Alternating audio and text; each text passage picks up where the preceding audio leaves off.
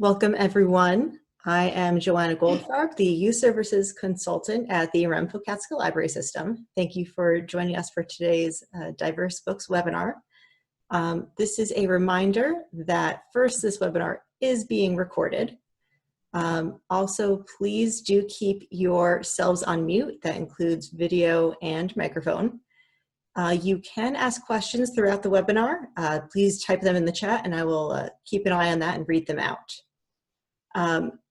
There will be a continuing ed certificate at the end of the webinar. What I'm going to do is put a link to that certificate in the chat. So keep an eye out for that link. I will announce before I put it in there so that you can access it. And now I'm going to introduce our presenter. Dr. Christa Aronson is a professor of psychology at Bates College. Her work focuses on illuminating how people come to understand complex social constructs like race and ethnicity, including how children process and understand race, as well as appropriate, effective, and productive ways to discuss this topic with them. And with that, take it away, Dr. Aronson. Thank you. Thank you so much. And thank you for inviting me to be here today. And thanks to each of you for making time to participate today. I am going to share some slides for a bit. And so it makes sense to keep your videos off if you like while we're all looking at those. In the end, when we have questions, you can feel free to turn them back on if you so choose. And also, I'm happy to take questions throughout. Joanna's going to help me monitor the chat. And so feel free, if there are things that you want clarification on as I'm speaking, to type into the chat, and we will do our best to answer as we move along. And there should be some time in the end for questions too. Okay, so I'm going to share my screen. I've prepared some slides for us today. There we go. And so I'm going to be speaking to you today as the director of the Diverse BookFinder, and I want to point out our funders, the Institute of Museum and Library Services, as well as Bates College. So this is me. I am Associate Dean of the Faculty at Bates College. I am also a professor of psychology at Bates College, although I am not actively teaching. I am a 100% administrator, and I'm also founder and director of the Diverse BookFinder. Let's see, what else about me? I've been doing research in equity and inclusion spaces for about 20 years now. My early research focused on identity and academic achievement and is closely aligned with work on microaggressions and stereotype threat. Much of the work that's informing our conversations today at the institutional levels about how we can combat racism and how we foster the growth of healthy identities. About 10 years ago, at the point when I transitioned into, after I got tenure, I'll be honest, I decided I wanted to do something a little bit different and really moved my work into the picture book realm in response to some challenges that I saw my daughter facing at her school and my daughter's school facing. She is now 18, but at the time she was in kindergarten, first grade, and her school had gone through a major transition from being a predominantly or exclusively white elementary school to merging districts and becoming a more mixed district with white students and, at the time, Somali immigrant children. My daughter is brown like me, and she had questions that her peers were thrusting at her about how she fit in this new dynamic. She would come home and ask me questions like, am I Somali? And I would say, well, not in the way that you're asking. Well, we don't know, honestly. It's part of the legacy of slavery. But you're not Somali in the way that I think your peers are asking. And so then she would come home and say things like, well, can I play with the other Somali children if I'm not Somali? And these questions really led me to think about how I might meet my community where they were and help them to support our children as they engaged this new dynamic. And that's how picture books entered my life and my research world and my teaching. So today I want to share some of the things that I've learned as a scholar and through my own research about why diverse picture books matter, why they affect or why they benefit identity development, literacy, and our ability to interact across difference. I want to talk a little bit with you about collection development and share some of my thoughts about weeding and perhaps engage you in dialogue there. And I want to talk about how you can use data to advocate for diverse collections, and particularly sharing the way that we think about diverse picture books at the Diverse BookFinder, and sharing with you our collection analysis tool. Some of you may have had experience with each of these, and I welcome your thoughts and questions wherever you are, if this is new for you, or if you have more experience with the topic or more experience with some of the resources. I'd love to hear some of your thoughts, questions, and ideas. I should probably mention that I am from Rochester, New York, and very much love upstate New York and the time that I spent there through my childhood and through college in Ithaca. And so you all are working in spaces that are near and dear to my heart, and in some cases familiar to me, which might be helpful to know. Okay. So we use picture books to teach about our world, our history, our people, our expectations for behavior.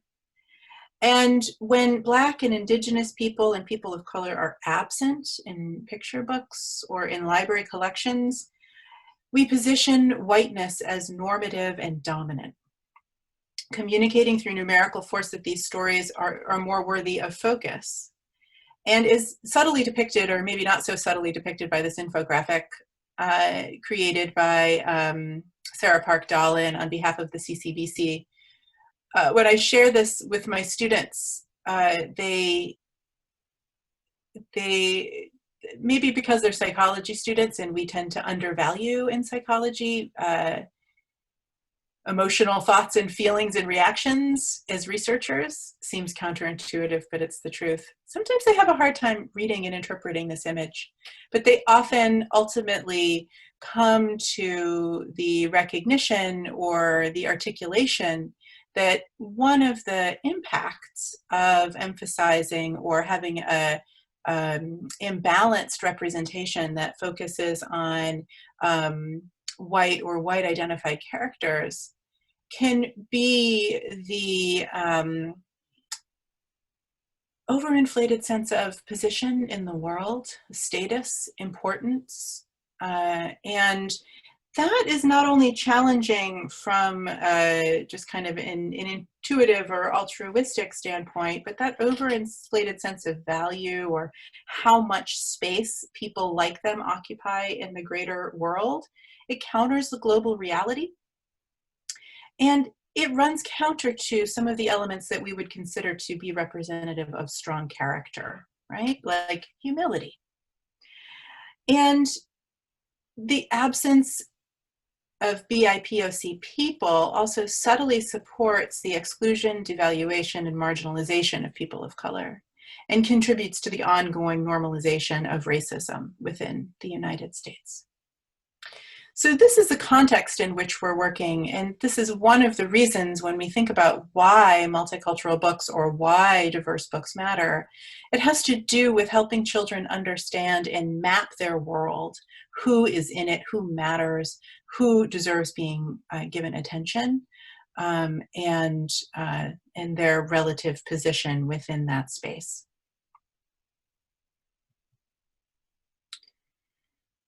This is one of my favorite quotes. It really depicts or thinks about how who is depicted in individual books shapes children's identities. This is Walter Dean Myers, the late Walter Dean Myers, who said, "When I began to read, I began to exist." In his article, Where are the People of Color in Children's Books in 2014, Walter Dean Myers explained how the lack of diversity in literature affected his adolescence, leading him to pull away from writing and formal education until he discovered stories depicting children and people like him. For instance, the works of James Baldwin, in which he found himself reflected. As illustrated by this quote, stories depicting children from underrepresented racial and cultural backgrounds render their experiences and behaviors visible and valuable, which can affect the development of positive self-concept. In this case, it helped Walter Dean Myers solidify his course as a future writer and take his place in literary history, and we are so thankful that he did.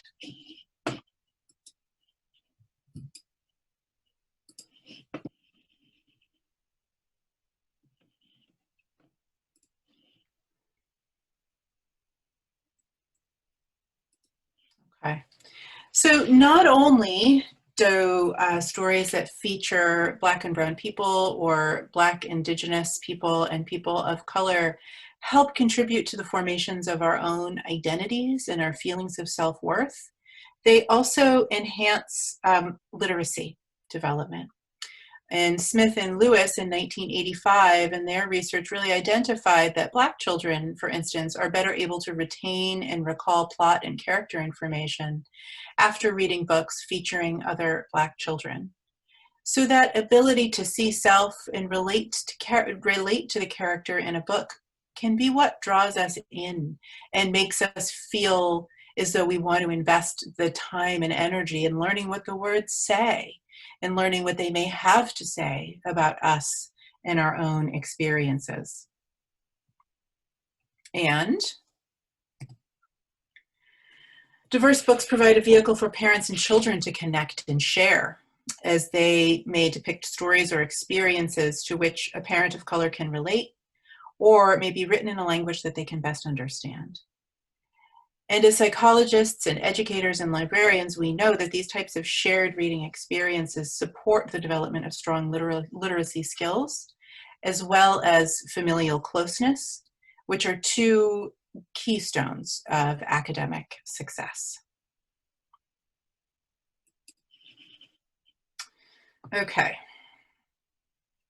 So I mentioned in my opening that I got into this work through these experiences that my daughter was having in her local elementary school.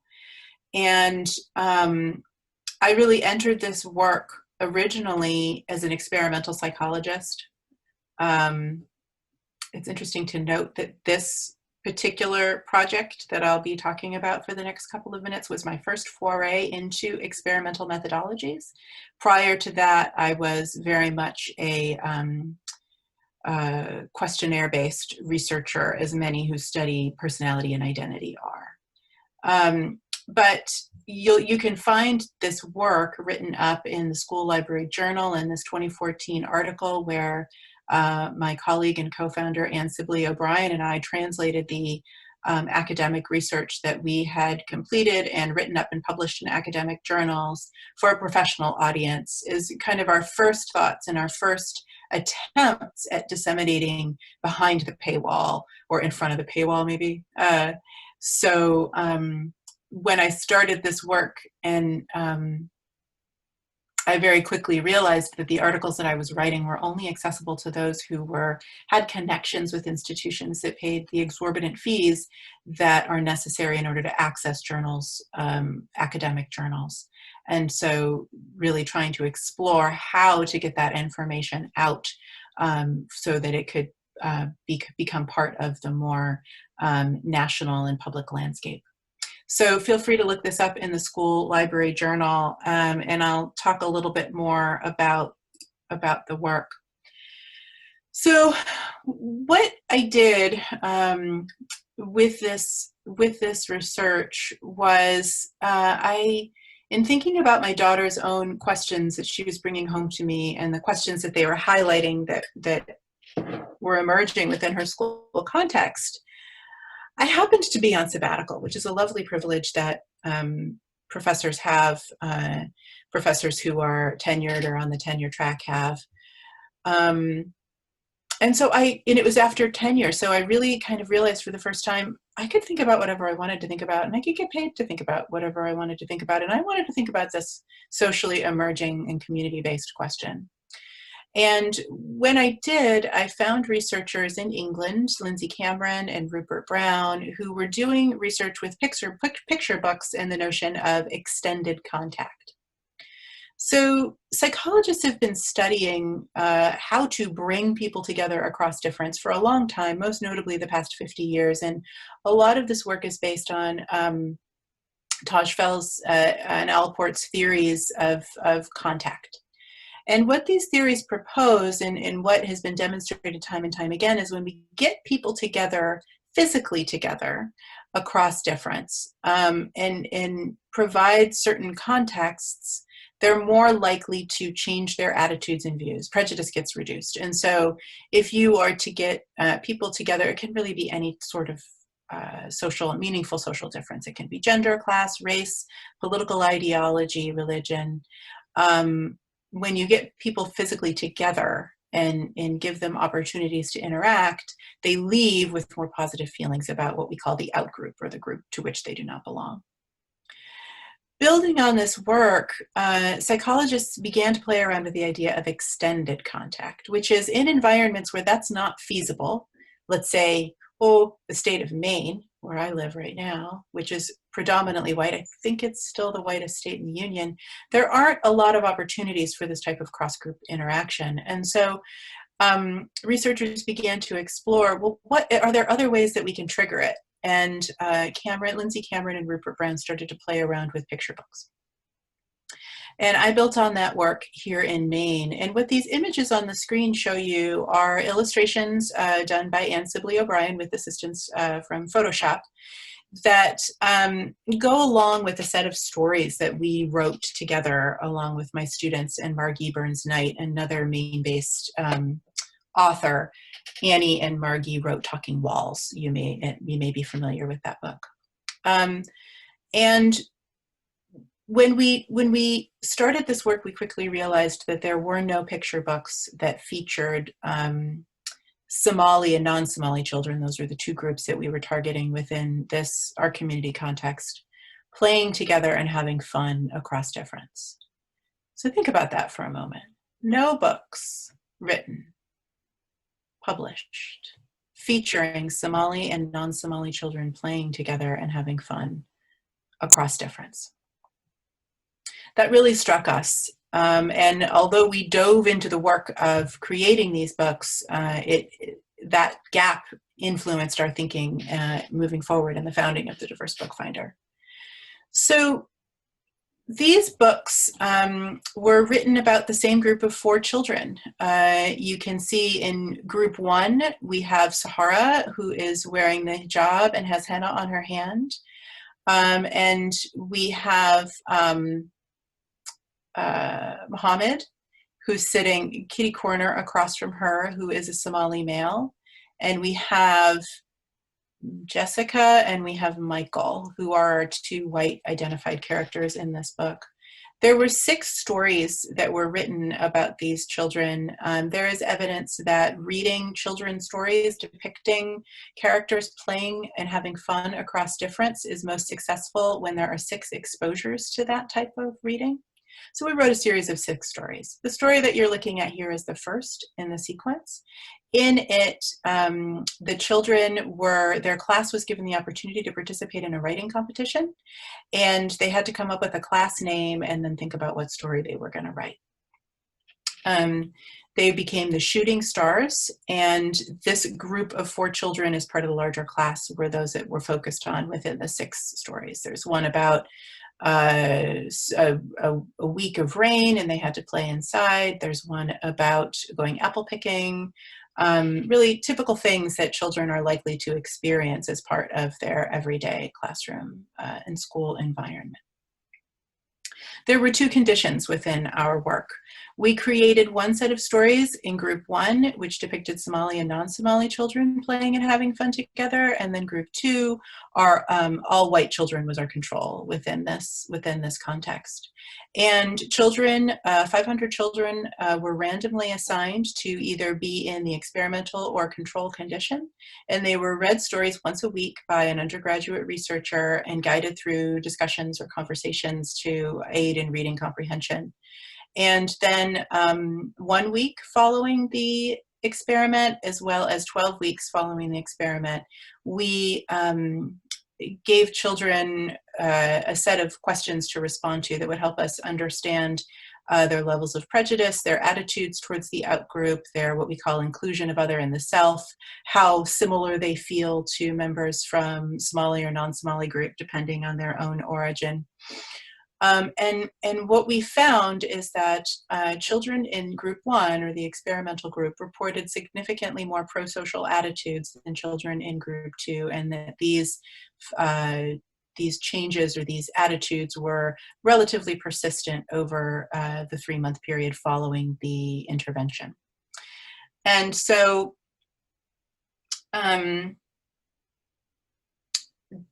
this research, in addition to being able to kind of read a little bit more and think about it and what books might be effective within this context, you can also go to the Diverse BookFinder blog, which we call News and Views, and type in cross group into the search window, and you will see our thoughts on the research as well as some of the books that we recommend that could be part of a 6-book sequence related to extended contact. And about that research. Before I go on, I feel so disconnected. I am going to stop the share for a moment.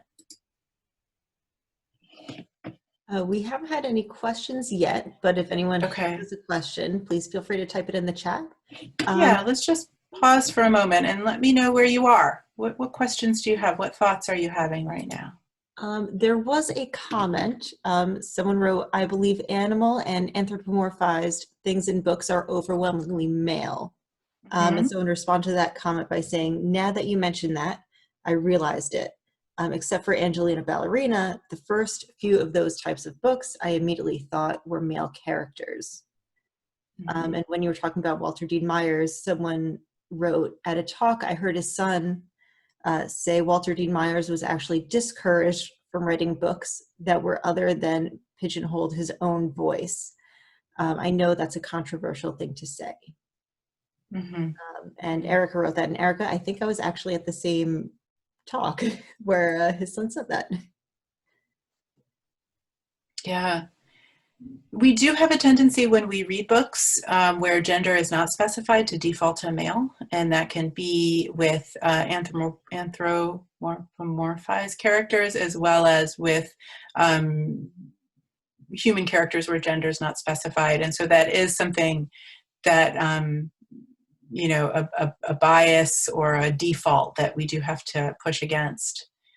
I have so many questions about characters, animal-based books that in another life, or if I manage to clone myself, I would like to explore. I have questions about whether, for instance, you see a lot of these books within LGBTQ stories, and I encounter these a lot in my work and consulting in that area. And I think in that context, it's because it's more comfortable to talk about gender and gender identity with animals than it is with humans.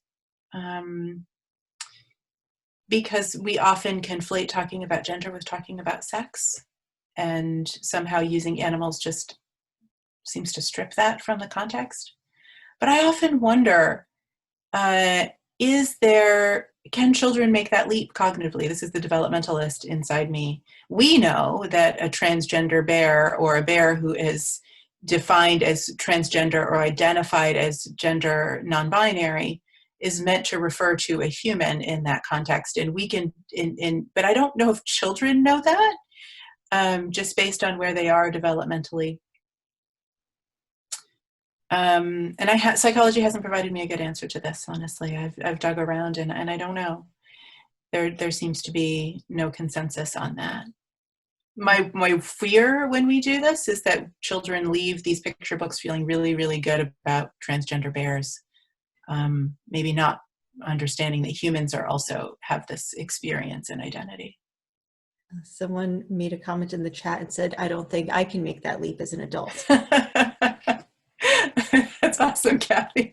Yeah, sometimes I do. The picture books can be deceivingly complex. They actually have more complex vocabularies and grammar structures than even some middle grade readers, in part because you can leverage the picture and the text with one another. And so children can understand more when they have the pictures to pull from than when it's just text alone. So picture books can be really complex, and sometimes it is hard to make that translation. Erica, I see in 2012 you did research on LGBTQ lit for 12 and under, and was told by at least one librarian that it was a YA issue because it had to do with sex. Yeah, I think that's a common misconception. You're not talking too much. That's great. Maybe that's why Mama and Papa and Brother Bear and Sister Bear are named that way, in order to emphasize the heteronormative family they're in. That may be very true, whether consciously or unconsciously. Yeah. And non-binary identification is becoming much more common, and it may not be long before this is a default in many urban areas in the US. That may be true. Yeah, that may be true. Certainly expanding the options and opportunities within that context as a society. Okay, thank you. That was wonderful. I just want to make sure we're, connecting. This new world is hard for interaction in so many ways. This being just one. Okay. So that's work in that area, and that research on cross-group books and the realization that by Annie and Margie and I that we were not able to find any books featuring Somali and non-Somali children playing together and having fun really led us to think about, well, what other categories are represented within multicultural children's picture books beyond cross-group? What might their possible effects be on children? What are the messages present, basically, when we think about multicultural children's books? And so when we think about the Diverse BookFinder, we're interested in who is represented within a book, a picture book in particular right now. So what are the racial, cultural, religious, ethnic groups, etc., present within books? But we really encourage folks to push that a bit and also think about how. Because how groups are represented and the dominant messages that are being transmitted in a book matters.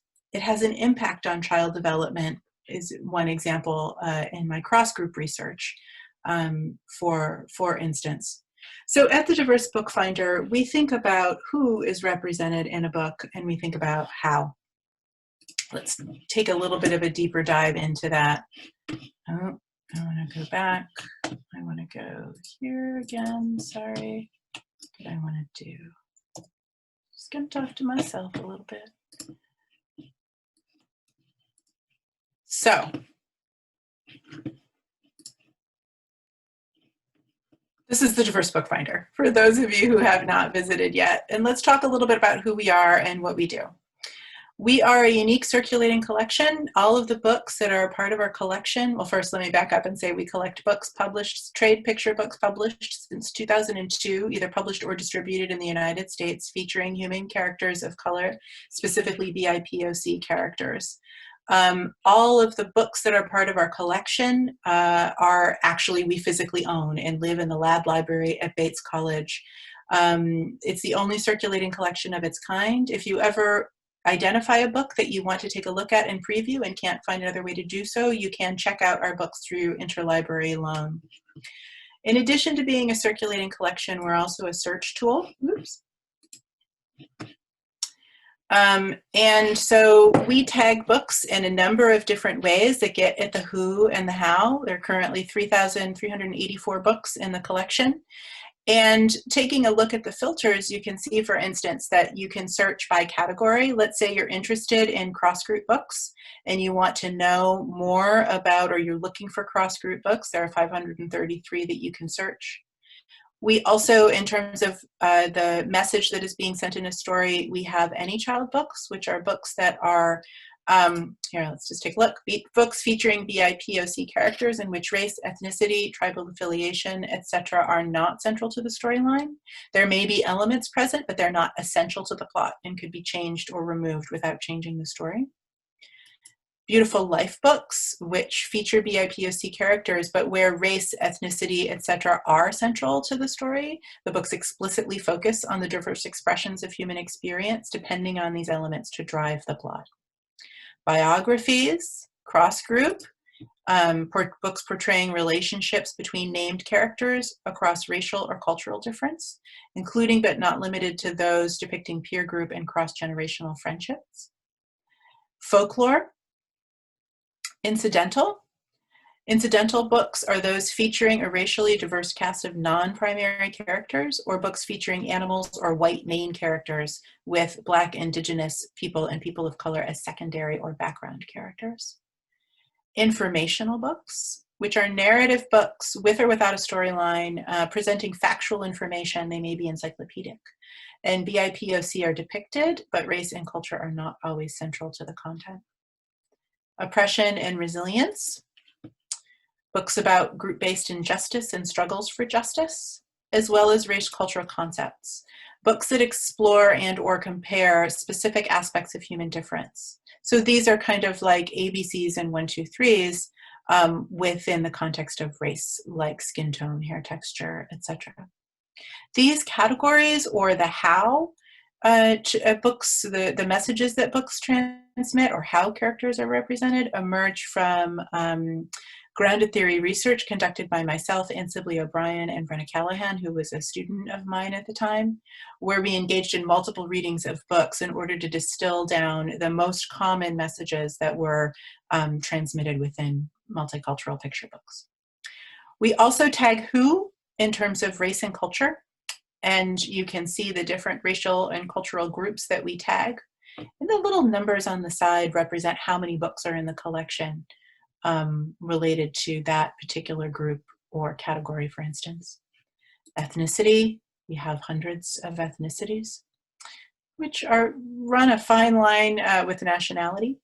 But you can use one of these features, let's say, to identify that book that may have that has an Assyrian character in it,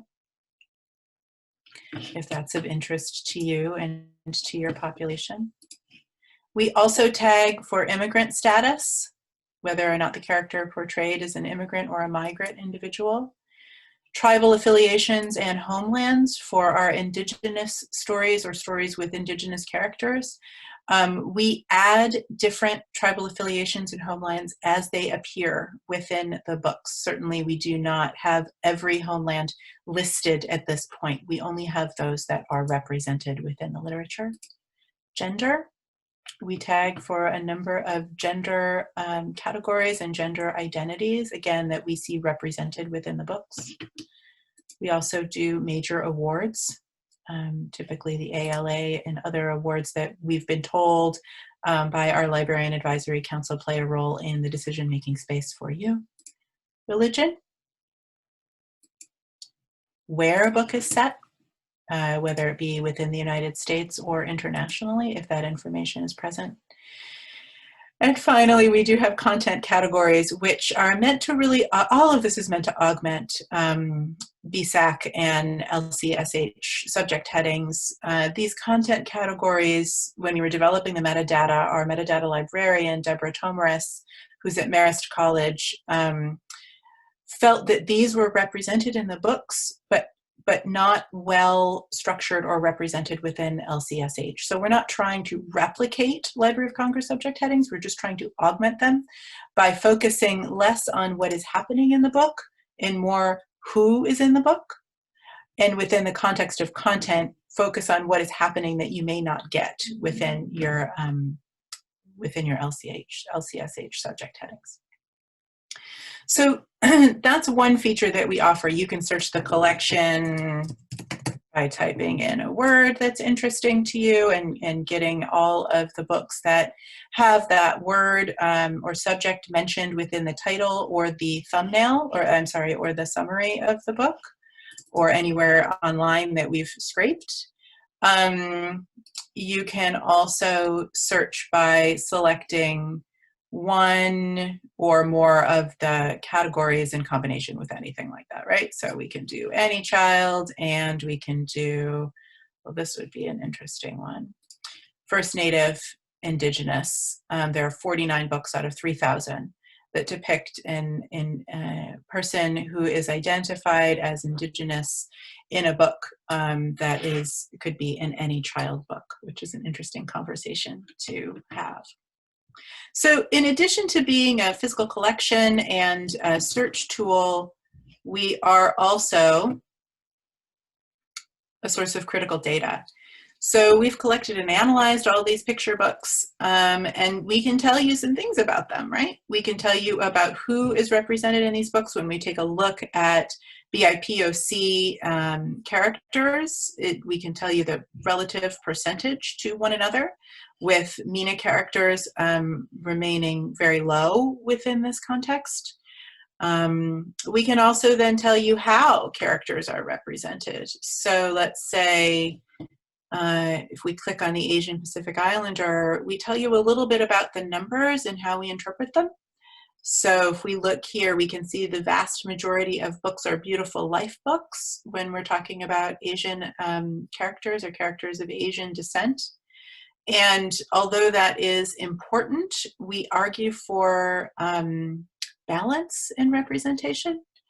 So for instance, a large percentage of these books are folkloric and beautiful life, let's say. And what that can do is it can emphasize or suggest that Asian people are foreign or other, that they are not part of the American fabric, that they do not engage in everyday activities, or that Asian cultures existed long ago and far away.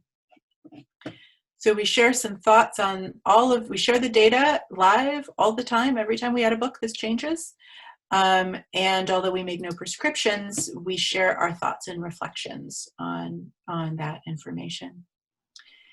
We also share interesting information about books that we want to highlight through our blog, our news and views. So you can find specific titles in that way, searching for specific topics.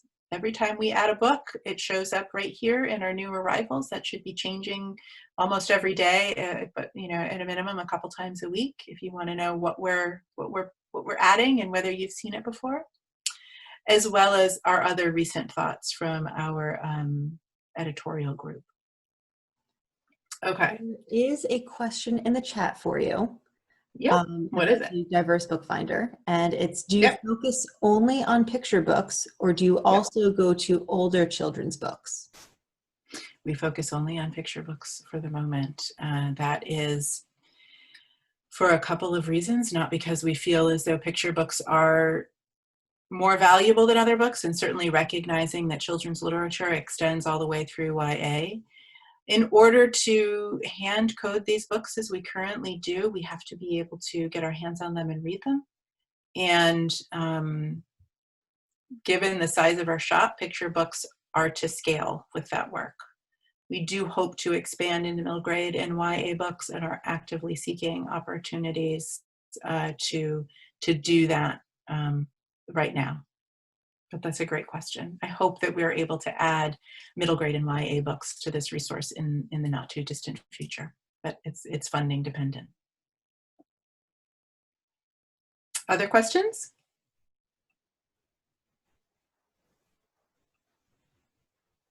No? No, that's it in the chat so far, unless someone is typing. Okay. So I want to show you a couple of other things. Let me just gather my thoughts for a moment. Okay, before we go into the cat, I want to go back to the search, and I want to talk about So we have all the books. We have good, bad, and ugly in our collection. If you click on a book, you can get to the books page, which gives you specific information about that title, including all of the tags that we have given it. This particular book is a nonfiction book. It's biography, informational, and also depicts oppression and resilience. It's bilingual, and has the topic of economic struggle, where it's set, etc.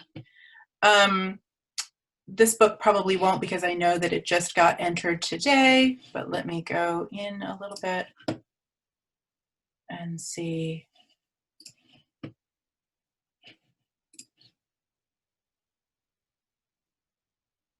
So each of the titles you can also get to oh, it's not showing up, sorry.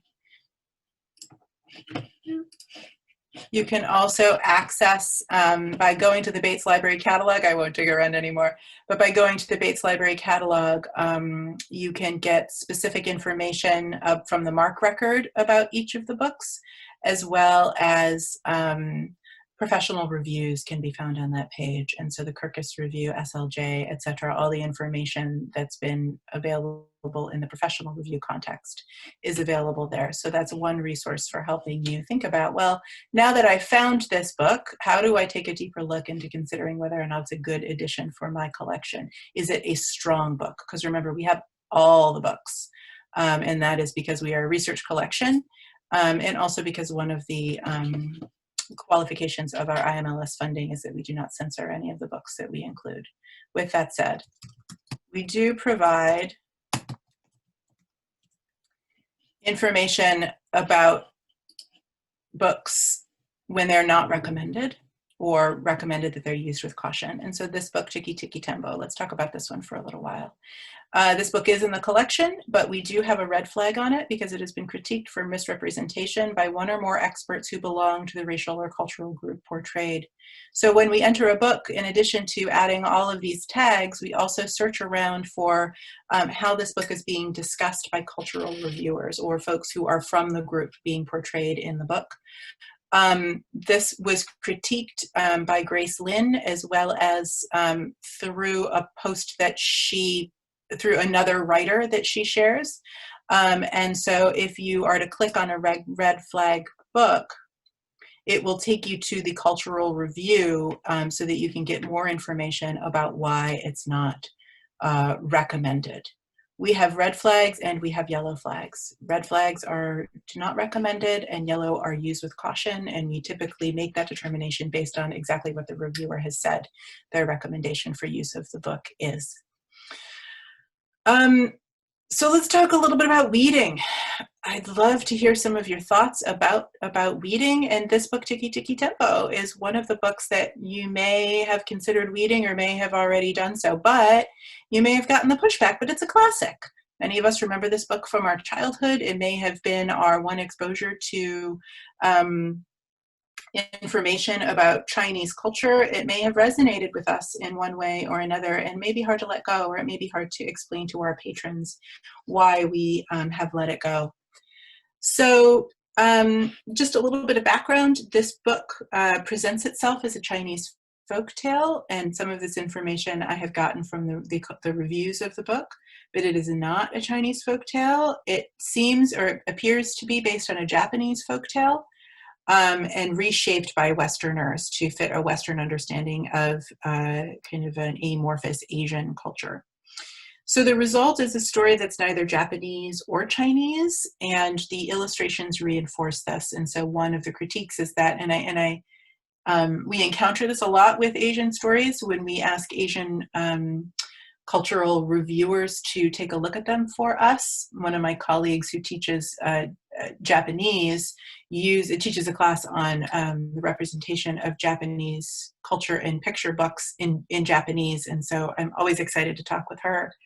And it's not uncommon for books to cross over either particular dynasties within one book, kind of not isolating the correct time period, or cultural apparel across across cultures. So Tiki Tiki Tembo actually was pointed out has children or adults wearing shoes that are of Japanese origin, not Chinese origin, although this is supposed to be a Chinese story.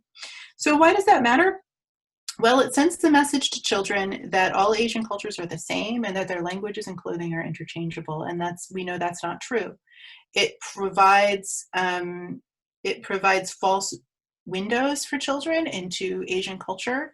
And it also provides false mirrors to children of Asian descent who are looking to see themselves represented within stories and find connection, perhaps with parents through literature.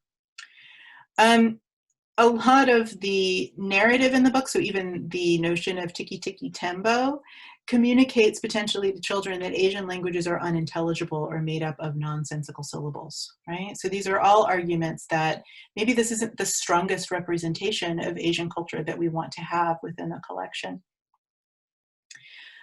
This book, when it came out, was one of the only books that was available for teaching Asian culture or for even exposing children to Asian culture. And it was very much influenced by the limitations of our thinking at the time. There are better representations now out there. And so it is better to go with one of those stronger representations, ideally one that is written by someone in group or an own voices book. But I know that was one of the questions that you guys had, was about weeding and how to talk with patrons or colleagues about letting a book go if it's part of what we would consider to be the canon or a classic. I'm interested in kind of more of your thoughts on that, or more questions that you may have, or successes that you've happened in this area. While people are typing out their questions or their comments, there are two other questions in the chat. Yeah. The first one is, oops, I just lost it. Do you tag the books to show when a title has gone out of print? No, we do not. Part of our thinking about having 2002 be the year, the kind of earliest year that we include, is that we find those titles to still be accessible, but that's going to change over time, and we don't have a mechanism for noting that right now. The next question is, what do you do with books where there are characters who are diverse, but there is nothing in reviews or tags that specify the background of the characters? I started an audit of our picture book collection to see the percentage of books in the areas shown in the infographic that you showed earlier at the beginning, but I feel terrible just guessing on my subjective impression. Yeah, we don't do that, and I don't recommend that. I think your instincts are spot on there. Let's see if I can do this without. So we verify using a number of sources what the background of the character might be, whether that be in the text if the character is identified, or if there is writing that the author has created about it, author notes, whether in the book or on their website. We also rely and corroborate with Kirkus Review, who has undertaken what I think is a strong approach to identifying and labeling characters appropriately. So we don't go based on visuals. And if there is a book where the character is clearly meant to identify or to be a character of color, and that's not always clear, to be honest. Sometimes we have conversations about whether or not a character is, and sometimes it's shading in an illustration, whether or not the character was intended to be a character of color. But if they are determined to be a character of color, but we do not or cannot label race or ethnicity, we use the category of brown-skinned and or race unspecified in order to make that determination. And you'll see that this is actually a rather large chunk of books within that are published annually.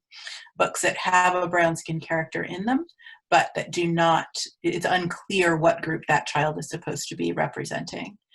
I think that's okay for that to happen. I think that that book has its place. It offers an opportunity for multiple children to read themselves into it. These books tend to be any child books, and that is a large portion of the books, and that number has gone up annually.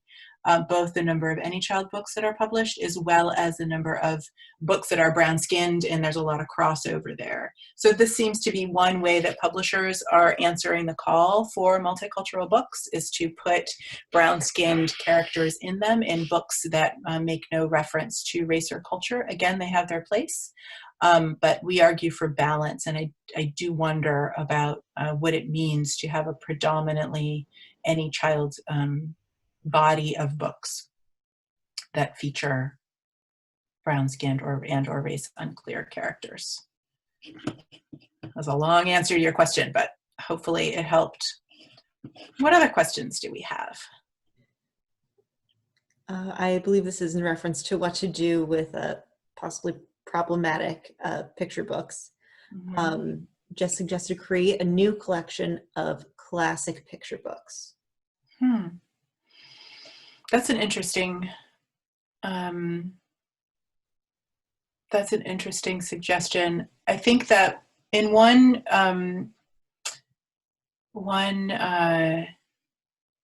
consultation that I did with a library, it became clear that, and they had moved in this direction of having classics. I think that it's difficult sometimes for patrons to understand the difference between classic and good. Classic and good get tied together. But also their classic section in this particular library didn't include any of the classics that weren't centered within a white context. And when we talked about that, when we talked about Jerry Pinkney, or when we talked about Ashley Bryan and other books that would be classics to those from other backgrounds, that adjustment was made within that context. So those are two things that I've encountered, not saying that that's true for all libraries, but those are two things I've encountered in collections that have utilized this approach. The next question is, what is the best practice on keeping classics that contain false windows and mirrors for research purposes? What is the best practice? This is something that we grapple with a lot. Our collection is used in a lot of different ways by scholars who may be analyzing the representation visually and or textually or across the collection to understand either conscious or unconscious biases that enter into the work. But I realize that we are also screaming out over the internet every day with a set of books that are available to people. We try and be clear that they're not recommendations. We try to keep the recommendations separate from the actual search tool, and we flag books that are known to have problematic content. Those are the best practices that we've been able to identify. Within the context of a library collection, there might be, or a different library collection, a public library collection, there might be opportunities to have a for further conversation section, right? That these are books that we have and they're part of our collection, but they are there to be read with a critical eye or a critical lens, or there's something to be discussed within this context, not as though there can't be dissent or critique, but that they're to be read in a different way, perhaps. Some folks just shared a few comments. Mm-hmm. The person said that perhaps the collection would change over time, the classic collection, and someone suggested instead of classics, calling it popular books of past years. Yeah. And there was one request for contact information if they think of a question later. Absolutely. Our contact or my contact information is on the Diverse BookFinder. You can reach out to the Diverse BookFinder at bates.edu, which is our team box, or you can reach out to me directly at karonson@bates.edu. Both are fine. Anything else at the moment? I think that's it so far. I apologize Awesome. if I missed your question. You guys are great. I love talking with you guys. You're wonderful. Okay. So I'd like to talk a little bit about one resource that we provide for auditing your collection, and that is the collection analysis tool.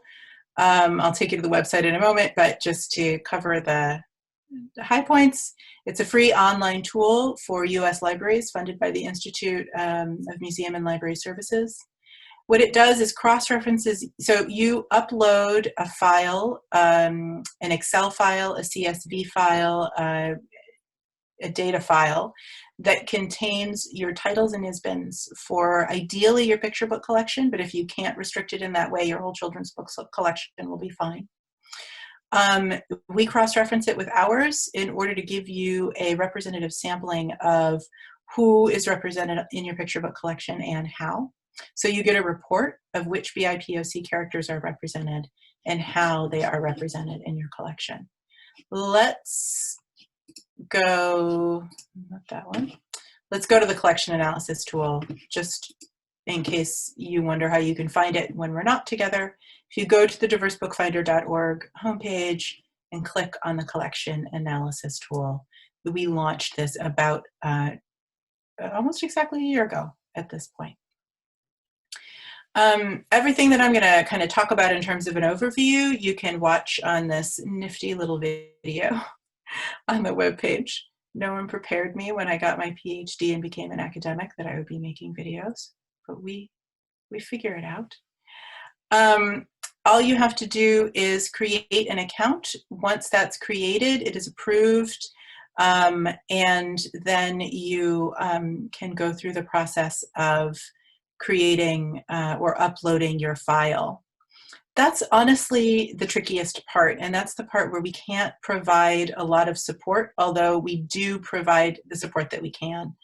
And so using or extracting a data file from your own platform is where you're going to have to rely on the resources that you have available to you within your own either within your own library or at the state level. Here in the state of Maine, the Maine library system does provide individual support for this resource and for creating a file.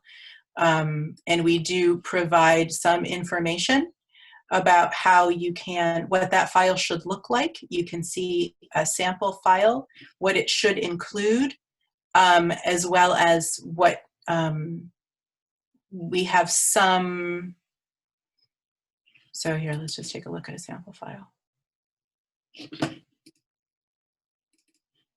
Oh, I don't have Excel on this one. Let's see what happens. I just want to throw in for the folks at RCLS libraries, you will be able to extract, I believe, most, if not all of the information from Blue Cloud Analytics. If you need help processing a Blue Cloud Analytics report, Jerry Coods can help you with that. That's great.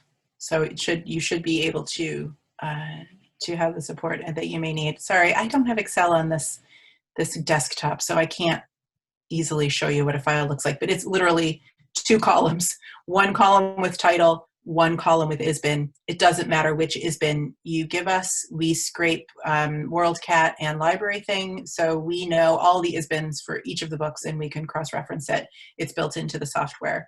And now I seem to have broken my computer. But hopefully the spinning wheel of death will stop soon.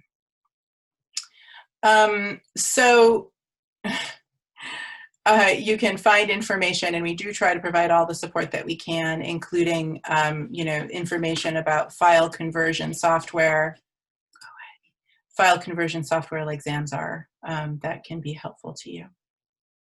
So once you do that, and we've had thousands of libraries who have, you will get within minutes a report about your collection.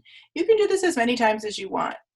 You can do it once every 3 months, 6 months, a year, so that you can grow and track growth and whether you're hitting your targets or meeting your goals. Within your report, and this is a report, this is just running our data against itself, the Diverse BookFinder against itself. This is not any particular library's report. We give you information about the number of books that were submitted, the number of titles including duplicates that matched those in the DBF collection, the number of unique titles, because you might have duplicates within your collection, as well as the percentage of the collection that features BIPOC characters. And we note this number may not be as accurate if you submitted more than picture books, because we can't cross-reference with middle grade and YA books at this time. On average, libraries see this percentage below 10%, if you're wondering how your collection may fare within the broader national context. We make no prescriptions about what it should be, but many librarians that I speak to say that 2%, 4% is intuitively low, and thus can kind of use those data to make arguments for why expanding their collection is important. So in addition to those data, you get information about who is represented using the categories that we have, and also an opportunity to compare that with what is available in the market. So you can think about your collection in a number of ways in reference to the market overall, in reference to the representation of groups in particular, in reference to the representation of groups within your community, in reference to the representation of groups nationally, because we're thinking about mirrors and windows, right? Then we also tell you, we remind you of the different categories for how the characters are represented or can be represented, and give you a graphic that helps you understand this within the context of your library. So again, this is the Diverse BookFinder data, and so this is this is really what's available nationally. But I'm curious, when you interpret this visual, what might stand out to you? What are some things that you notice?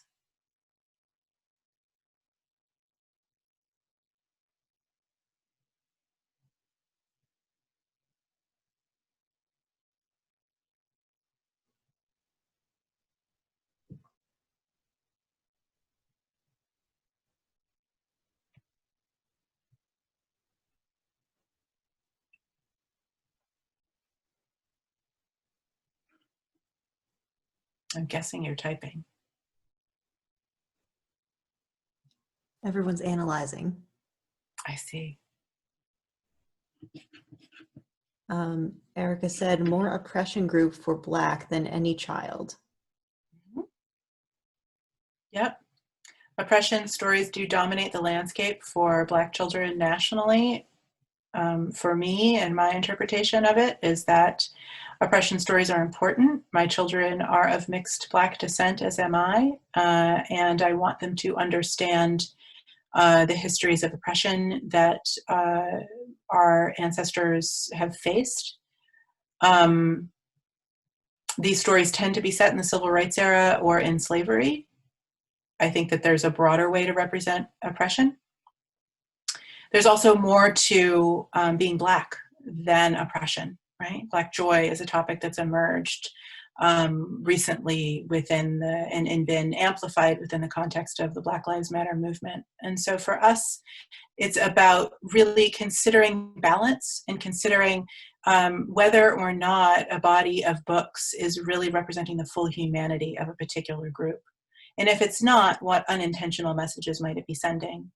For Black history, the unintentional message with oppression stories might be that Black Americans are superhuman or can withstand intense social, emotional, and physical pain.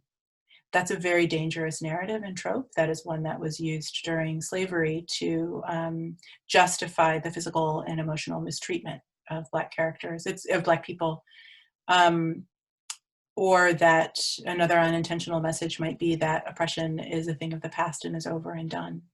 So all of these stories are important, but really thinking about balance and unintentional messages is one thing that we encourage folks to think about.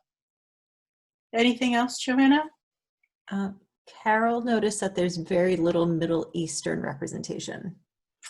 Yes, we find that to be true in the market, absolutely. And when we do think about Middle Eastern, North African, Arab, and Arab representation, it tends to be beautiful life. So in addition to there being low numbers, there's also an imbalance there in terms of the type of story that's told. You guys have good observations. Anything else? I have a question. Yeah. Do you think that these numbers and ratios have improved at all since the We Need Diverse Books initiative? Mm-hmm, mm-hmm. I certainly think that the We Need Diverse Books movement has opened up avenues and opportunities for dialogue with publishers about why diverse books matter, and they also have provided opportunities and spaces for creators to have resources and an amplified voice within the publishing movement. Getting the numbers up in terms of growth in this area we've held firm for 30 or 40 years now. And so I think it's going to take time to move the needle. My hope and kind of what we add with the Diverse BookFinder is thinking not only about who but how. So really getting both up and changing and moving the needle in both of those areas. So one publisher that I spoke with when we first launched the collection analysis tool said, oh, okay, so the next time a story featuring a Black character comes across my desk that isn't about oppression, I want to nurture it a little bit. I want to elevate it, and I want to figure out how to help it enter the marketplace. Or that same editor said, there are no books about MENA characters. There are no biographies featuring MENA characters. It's like we're saying that no one of Middle Eastern background has made a significant contribution to the world. That's not what we want to be saying. So my hope is that together, all of the different voices in this space can provide the pressure and the data that help keep us moving in the right direction. Thank you. There is one more question in the chat. Yeah. Kathy asked, will Black joy become a category in your BookFinder? Our categories are, that's a great question, and our categories are defined by dominance, right? And so we have these 9 dominant categories that were identified and we wrote about in 2014 in an academic paper, but then we also share on the webpage. You can also get a PDF of our categories that's a pretty PDF to hang on your wall by signing up for our newsletter, if that's something that you would like to have in your visual space as you're thinking about this work. We have a post on Black Joy, and we have books that we recommend on Black Joy that we've extracted from the collection, but it is currently not a dominant theme within this literature. Hopefully that'll change. That's all the questions for now. Okay. So in addition to your graph that would be depicted exactly like that, we also give you in the HTML version, you can get your report either in a PDF or HTML. This is a PDF version, but if it were the HTML, each of these cells would be interactive, and so you would be able to say, I don't have any, or I have few any child books featuring MENA characters. Click on that cell and it would take you to all of the available books as identified by the Diverse BookFinder for you to review and make decisions about regarding collection inclusion. In addition, we do provide links to census data for your community or for the nation so that you can have those at your fingertips when you're thinking about the types of choices that you want to make or how you want to grow your collection. Yeah, that's the collection analysis tool. I'm curious to know whether or not any of our guests today have used it. Yeah, tell us about that. There is one question. How long does it generally take to prepare the upload? I think this is referring to what I mentioned before for RCLS libraries, Blue Cloud Analytics. That will depend on the size of your collection and also how busy circulation is system-wide on any particular day. So for libraries looking to run a report, I do recommend running it earlier in the morning rather than in the afternoon. That's a good tip. There is also a question based on your experiences. Do you have any thoughts about whether or not prominent awards, such as the Caldecott, have had a beneficial effect on diversity in picture books? Do these awards tend to correlate with BIPOC representation or not really? It's a really good question. I'm going to stop the screen share for a moment because I think that those are all the slides. We can just kind of engage in conversation at this point. One of my research affiliates, Megan Blakemore, who is a librarian, actually broke off a piece of our data. And so this is something that we do, researchers contact us and they say, I would really like to understand a little bit more about the Caldecott Award. And so we can share all of the books, just that piece of the data, all the Caldecott books and their different categories. And she is working on a manuscript in that area to try and talk about how many BIPOC characters do we see in Caldecott books and how are they represented. And I don't want to speak incorrectly about her findings, but hopefully you'll see that coming out, and we would certainly promote that sort of publication on the Diverse BookFinder. So that's a great question. Moira, was that your question? Yeah. Yeah, it is. And do they promote, I think that some of the ALA awards, like the Pura Belprix or those that are focused on a particular group, I think that they can have that effect, because certainly that's another piece of feedback or indication that this is a high quality book. So yeah, I think that they can have a positive effect for sure. Yeah. Thank you. Sure. So someone commented, I missed how you find the red and yellow flag books. And I would add to that, is there a way to search all red flagged books and all yellow flagged books? No, I wish there were. These are some of the things I've learned as a digital scholar now, that when we wrote the grant and we finalized the contract with the programmer, we did not have that on the punch list, and therefore it is not there. So when we have more funds, then that's something that we can add, where there would be a list of all the red and the yellow flagged books, but right now we don't.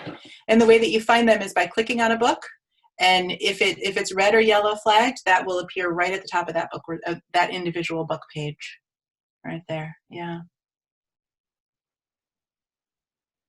Would you like to continue typing their questions in the chat, or is it okay if people unmute themselves? Talk to each other. Yeah, let's talk to each other. That would be great. All right. Oh, you're at Marist. So, Moira, do you know Deborah? I do, yes. That's awesome. She's fantastic. Yeah. I was so sad to see her leave Maine, I'll be honest. But she remains connected.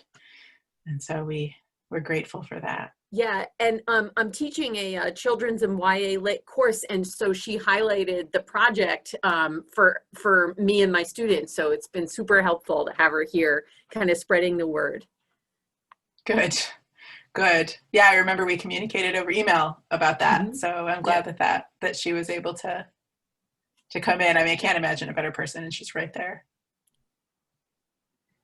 What else? If anyone has questions, feel free to unmute yourself or keep questions in the chat.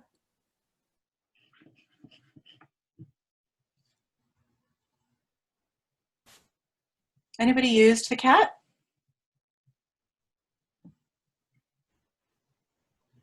That's what I want to know, because this seems like something that people could do from home, at least to get a diversity audit started if their library is closed. Yes, absolutely. All you would need is, before you before you left, you would just need to have that file that you could upload, and it literally will take minutes, and that report is yours. You can, please don't publish it in a public place, but for your conversations in the library, your requests for funds, to inform your thinking as you develop your own collections, that's absolutely, we provide that data for you to be able to do that. I have a question or a comment. I don't know.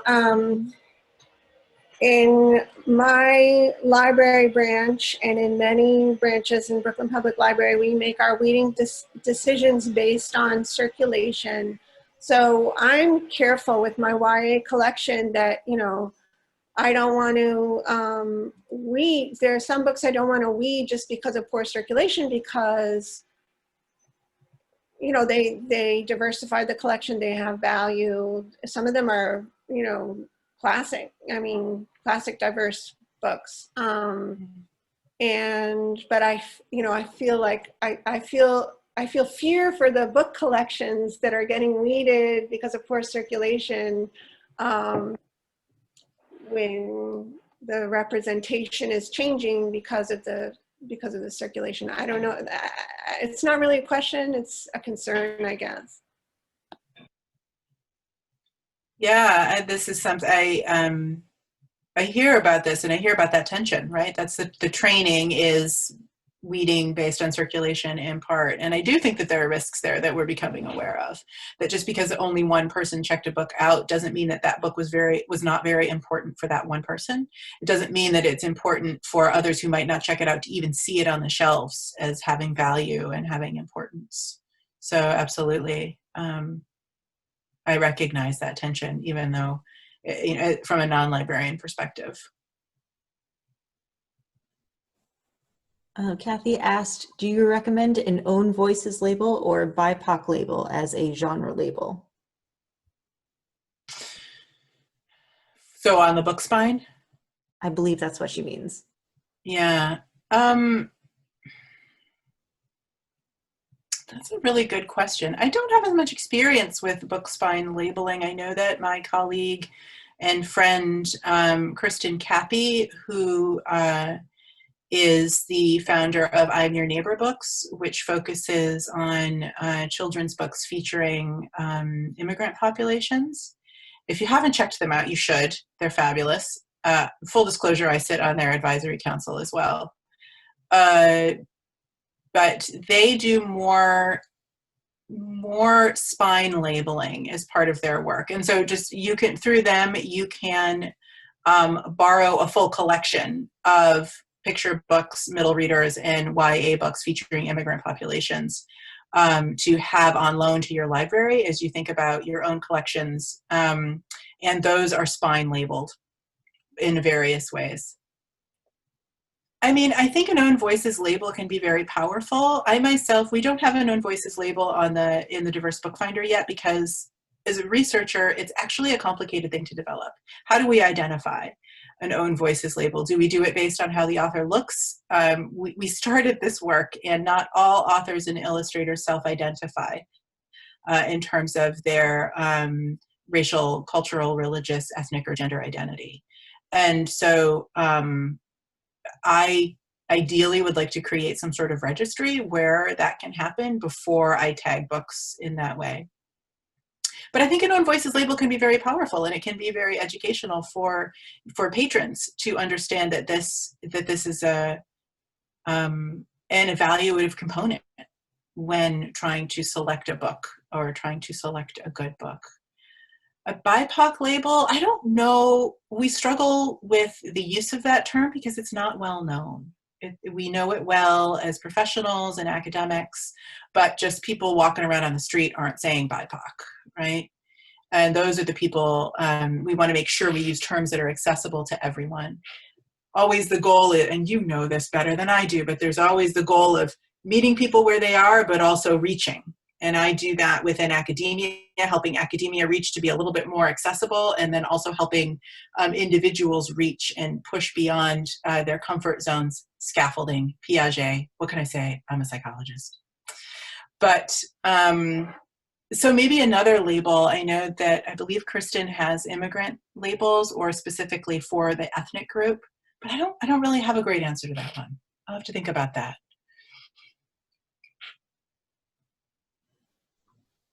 Does anyone else have any questions? You can unmute yourself or continue to put those questions in the chat.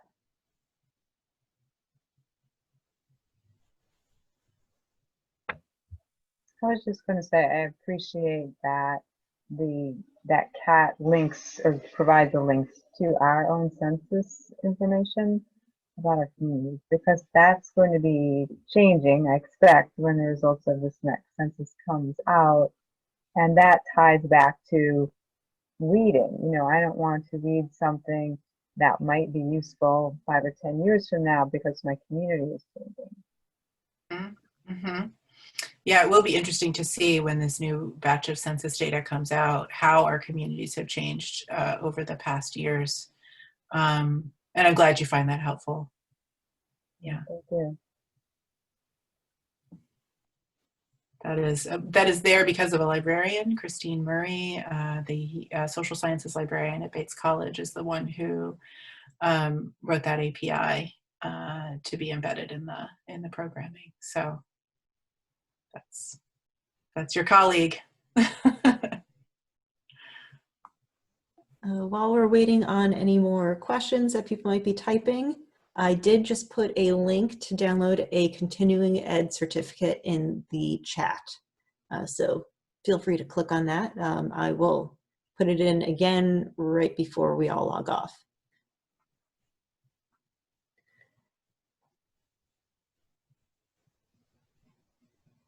Any more questions?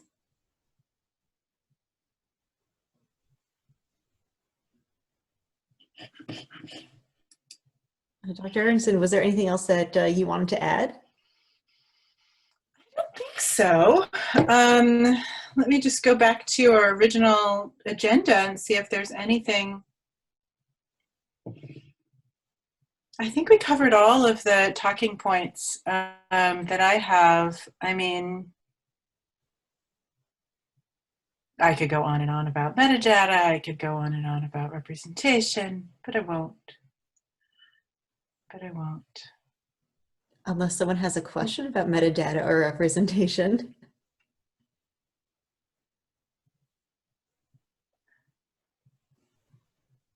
I don't hear anyone unmuting.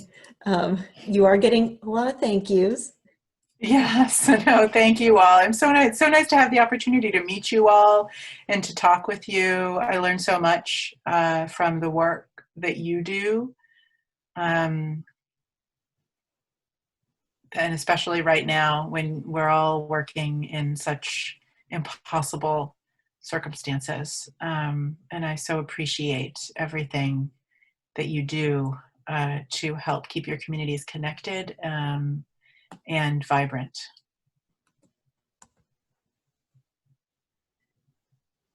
Feel free to reach out at any time if you have questions moving forward, especially if you use the CAT. We're here. And some of the most common questions I get are, now that I have my report and I see my gaps, where do I begin? And I think that's a not easy question. I always encourage folks to work with we make no prescriptions. We have no specific end game in mind here, except providing data to help you do your work. And to help you do it in meaningful ways, sharing what we learn or what I've learned as a psychologist in a way, and helping to do it in a way that can have meaning to other people as well. Where do you start? I think you work with your communities, whether they be your board, whether they be your supervisors, whether they be your team, whether they be your families, your parents, your patrons, to help identify goals, and then to work towards those goals. In doing this consulting with one library group in Florida, they said, where do we begin? And I said, well, let's take a look at your report. And I said, well, does it strike you that you are in Southern Florida and you don't have any books featuring Latinx characters? let's take a look at your census data and think about who are your constituents. And I think that having data and having these moments of inflection and reflection can really help us identify our soft spots. And that was a soft spot for them. And they said, oh, okay, so we're going to start by using our limited dollars this year to focus on the development of our Latinx collection. And that's how we're going to attack this, because it has meaning and relevance for our community right now. We're going to set that as a goal. We're going to set benchmarks. We're going to use the collection analysis tool periodically to see how we're growing and to see how we're doing towards reaching that goal. And that's really what we're providing. Thank you so much. This was wonderful. Mm-hmm. All right. And again, if anyone has any follow-up questions that they think of later, you can look up Dr. Aronson's contact information on the Diverse BookFinder website. Thank y'all. Take care. Stay well. You too. Thank you.